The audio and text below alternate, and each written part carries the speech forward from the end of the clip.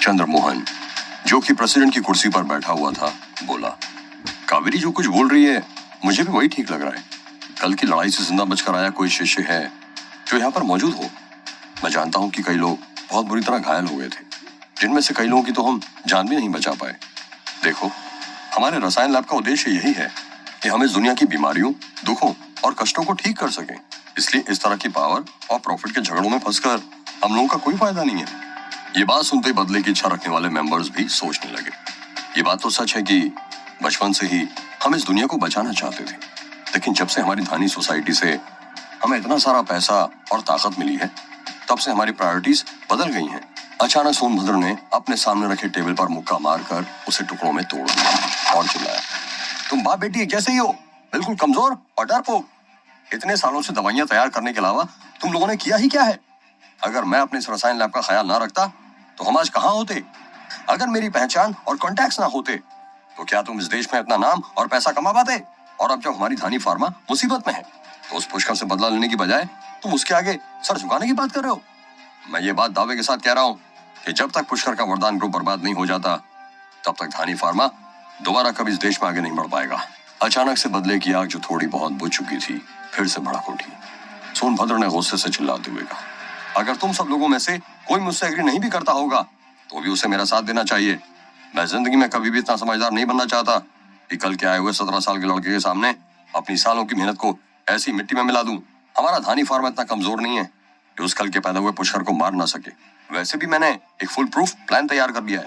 अगर पुष्कर चुपचाप हमसे माफी मांग लेगा तो बहुत अच्छा है, नहीं तो। सोनभद्र अपनी बात पूरी भी नहीं कर पाया था कि तभी अचानक घाटी में एक जोरदार आवाज गूंज गई। दरअसल ये पुष्कर के मंत्रों की आवाज थी, जिस वजह से पूरी घाटी की धुन साफ हो गई और एक वाइब्रेशन चारों तरफ गूंज गई। धानी फार्मा के लीडर्स आपस में फुसफुसाने लगे।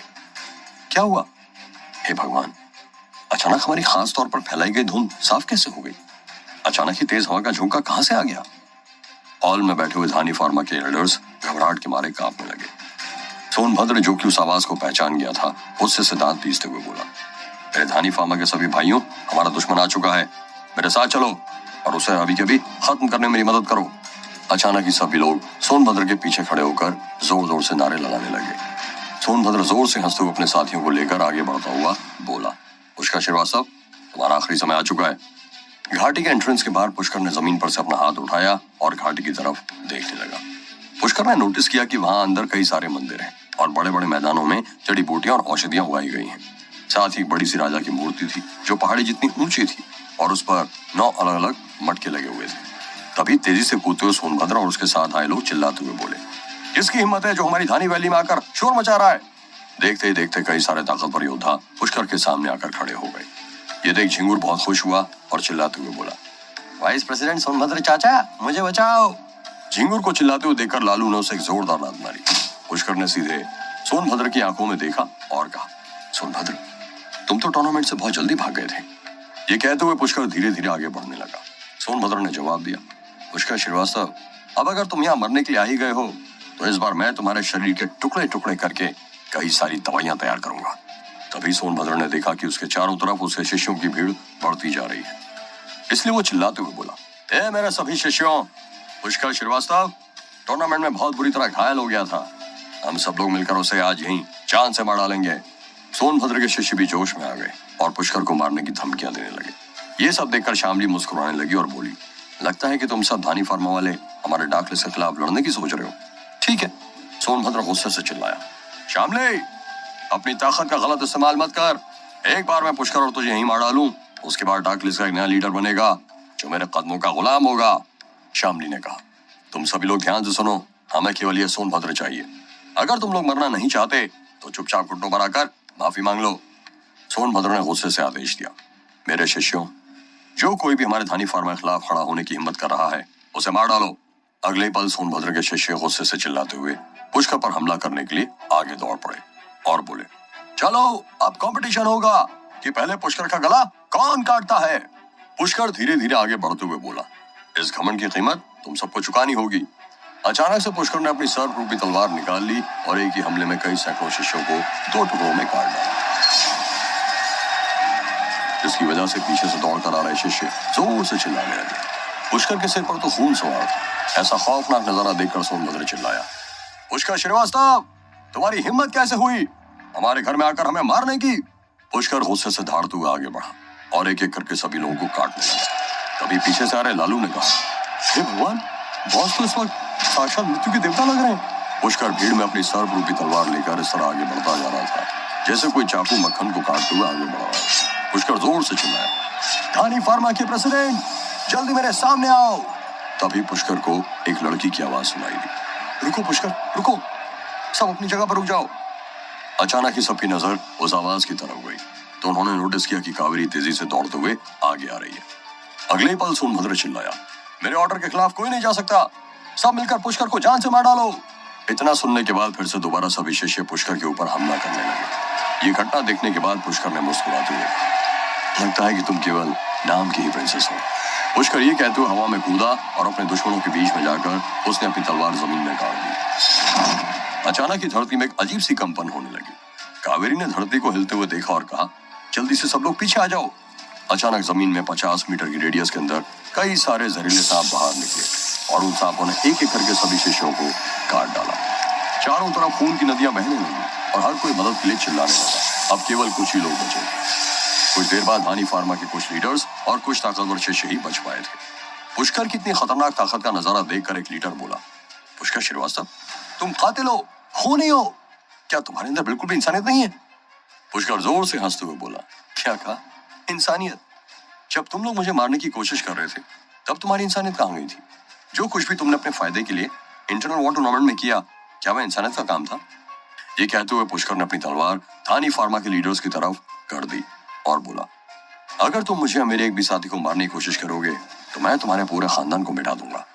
तभी पुष्कर ने धानी किंग की बड़ी सी मूर्ति के ऊपर से एक लड़की के रोने की आवाज सुनी। पुष्कर ने पलट कर देखा तो सोनभद्र और उसके दो साथियों ने एक खूबसूरत लड़की को पकड़ रखा था। दरअसल वह लड़की और कोई नहीं, कनिष्का थी, जिसकी तरफ से पुष्कर ने भैरव टूर्नामेंट में हिस्सा लिया था। सोनभद्र गुस्से से चिल्लाया, पुष्कर श्रीवास्तव, अब मैं तुम्हें दिखाता हूँ कि मेरी रसायन स्किल कितनी खतरनाक है। सोनभद्र के कहते अचानक उस बड़ी सी मूर्ति में से 9 मटके अलग अलग जगह से निकले और पुष्कर के सिर के चारों ओर घूमने लगे, जिसकी वजह से पुष्कर अपनी जगह से हिलडुल नहीं पा रहा था। पुष्कर ने गहरी आवाज में कहा, क्या तुम कनिष्का को किडनैप करके मुझे ब्लैकमेल करना चाहते हो? सोनभद्र ने कहा, हाँ, तो क्या हुआ? अगर इस कनिष्का की फैमिली ने तुम्हें भैरव टूर्नामेंट में हिस्सा लेने का मौका ना दिया होता तो तुम यहाँ कभी नहीं आ पाते और हमारे धानी फार्मा को इतना बड़ा नुकसान कभी नहीं झेलना पड़ता। ये सब इस लड़की और इसकी फैमिली की वजह से हुआ है। पुष्कर ने अपने हाथ की तलवार को कंधे पर रखते हुए कहा, क्या तुम्हें पता है कि उस आदमी के साथ क्या हुआ था जिसने पिछली बार मुझे इस तरह की धमकी देने की कोशिश की थी? लेकिन सोनभद्र भी हार मानने वाला नहीं था। वह गुस्से से चिल्लाया, चाहे कुछ भी हो, लेकिन इस बार पहले की तरह नहीं होगा। पुष्कर ने कहा, लगता है तुमने मेरी ताकत को नहीं पहचाना। ये कहते ही पुष्कर हवा में कूदा और उसने 9 में से 2 मटकों को अपनी तलवार से मारकर दूर कर फोड़ दिया। लेकिन अगले ही पल कनिष्का जोर से चिल्लाई और उसके शरीर पर 2 जगह काले रंग के बड़े बड़े निशान उभर आए और वह खून की उल्टियां करने लगी। सोनभद्र जोर जोर से हंसने लगा और पुष्कर को वह काले निशान दिखाने लगा। पुष्कर ने गुस्से से कहा, तुमने मटकों को कनिष्का के शरीर से जोड़ दिया है, एक जिंदा इंसान के साथ तुम ऐसा कैसे कर सकते हो? ये नजारा देखकर कावेरी भी चौंक गई और बोली, सोनभद्र, तुम इंसान नहीं, एक जानवर हो, तुम्हें एक रसायन गुरु कहलाने का भी अधिकार नहीं, तुम राक्षस हो, राक्षस। सोनभद्र ने कहा, धानी फार्मा के लिए मैं सब कुछ करने को तैयार हूँ। मैं वो कड़े फैसले लेने के लिए तैयार हूँ जिनके बारे में तुम सोच भी नहीं सकती। इसके बाद सोनभद्र ने पुष्कर की ओर इशारा करते हुए कहा, तुम बहुत ताकतवर बंदे हो ना, तुम डार्क लिस्ट और स्पेशल फोर्सेस के भी लीडर हो। चलो अब आओ और हमारे राजा की मूर्ति के आगे घुटने टेक लो और मुझे अपना गुरु मान लो। और अगर तुमने ज्यादा हिम्मत दिखाई तो मैं इस लड़की को अभी मार डालूंगा। अचानक पूरी घटना में सन्नाटा छा गया। पुष्कर ने कहा, मुझे नहीं लगता कि तुम्हारा ये राजा मेरी शक्ति को झेल पाएगा। सोनभद्र चिल्लाया, जो कहा जा रहा है चुपचाप वही करो। पुष्कर ने जवाब दिया, ठीक है, जैसी तुम्हारी मर्जी। पीछे से लालू चिल्लाया, बॉस नहीं, तुम्हें इनके आगे झुकने की कोई जरूरत नहीं है। शामली भी सोच रही थी, क्या ये लड़की पुष्कर के लिए सचमुच इतनी इंपॉर्टेंट है कि वह अपना सम्मान दांव पर लगा देगा? कावेरी भी ये नजारा देखकर शॉक थी और सोच रही थी, अगर पुष्कर इस वक्त झुक गया तो उसकी सारी इज्जत खाक में मिल जाएगी। उसके बाद कभी भी कोई भी उसकी रिस्पेक्ट नहीं करेगा। सोनभद्र जोर से पागलों की तरह हंस रहा था। पुष्कर ने अपना हाथ आगे बढ़ाकर अपनी तलवार जमीन में गाड़ दी और आंखें बंद करके एक मंत्र पढ़ा। अचानक आसमान में बादल छाने लगे और तेज हवाएं चलने लगी। तभी प्रेसिडेंट चंद्रमोहन बाहर आकर बोलने लगे, ये सब क्या हो रहा है? वहां घाटी में मौजूद हर इंसान के दिल में खौफ जाग रहा था और उनका दिल कह रहा था कि जैसे उनके साथ बहुत कुछ बुरा होने वाला है। सोनभद्र ने इन सब बातों पर ध्यान नहीं दिया और चिल्लाते हुए बोला, ये सब छोटी मोटी चालाकी से मुझ पर कोई असर नहीं पड़ेगा। जल्दी घुटने टेक कर माफी मांगो। क्या पुष्कर धानी फार्मा का अंत कर देगा? लेकिन उसके पहले क्या पुष्कर को धानी पहाड़ी पर अपने काम की दवाई मिल पाएगी? क्या कावेरी अपने लोगों को बचाने के लिए पुष्कर से कोई सौदा कर लेगी? प्रियंका जनरल स्वरूप के चंगुल से निकल पाएगी? जानने के लिए सुनते रहिए ये एक्साइटिंग कहानी सिर्फ पॉकेट एफएम पर।